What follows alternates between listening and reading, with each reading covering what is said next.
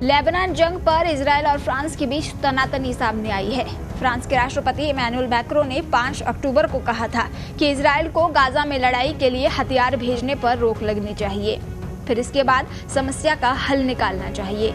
इधर इजरायली प्रधानमंत्री Benjamin Netanyahu ने फ्रांस के राष्ट्रपति इमैनुअल मैक्रों की जमकर आलोचना की है। लेबनान में जारी इजरायल के ग्राउंड ऑपरेशन के बीच प्रधानमंत्री बेंजामिन नेतन्याहू ने रविवार को कहा कि फ्रांसीसी राष्ट्रपति इमैनुअल मैक्रों को शर्म आनी चाहिए। इजरायल उनके समर्थन के साथ या उसके बिना भी जीत हासिल करेगा। पीएम बेंजामिन नेतन्याहू ने इसे शर्मनाक करार दिया। साथ ही सवाल किया कि क्या उनकी तरह ईरान, हिजबुल्लाह, हूती, हमास और उसके सहयोगियों पर हथियार प्रतिबंध लगा रहा है।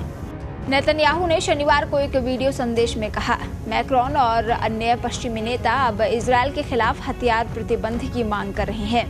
उन्होंने कहा कि इजरायल उनके समर्थन के साथ या उसके बिना जीतेगा। इजरायल के पीएम ने कड़े शब्दों में कहा, लेकिन युद्ध जीतने के बाद भी उनकी शर्मिंदगी लंबे समय तक जारी रहेगी। नेतन्याहू ने कहा कि इजरायल आज सभ्यता के दुश्मनों के खिलाफ 7 मोर्चों पर अपना बचाव कर रहा है। उन्होंने आगे कहा, क्या ईरान, हिजबुल्लाह, हूती, हमास और उसके अन्य सहयोगियों पर हथियार प्रतिबंध लगा रहा है? बिल्कुल नहीं, ये सब साथ खड़े हैं। लेकिन जो देश कथित तौर पर इस आतंकी संगठनों का विरोध करते हैं, वे इजरायल पर हथियार प्रतिबंध लगाने का आह्वान करते हैं। नेतन्याहू ने दावा किया कि इजरायली सेना ने हिजबुल्लाह की मिसाइल और रॉकेट क्षमताओं का एक महत्वपूर्ण हिस्सा नष्ट कर दिया है। उन्होंने कहा कि इजरायली सेना सीमा के पास लेबनानी समूह की सुरंग प्रणाली को नष्ट कर रही है। हालांकि खतरा पूरी तरह खत्म नहीं हुआ है, लेकिन हमने संघर्ष का संतुलन बदल दिया है।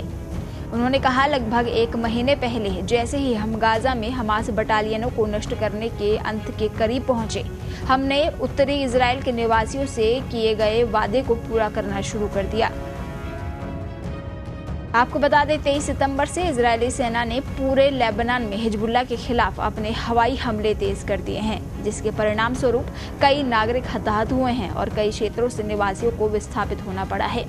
हवाई हमलों में समूह के महासचिव हसन नसरल्लाह सहित प्रमुख हिजबुल्लाह नेताओं को भी निशाना बनाया गया और उनकी हत्या कर दी गई।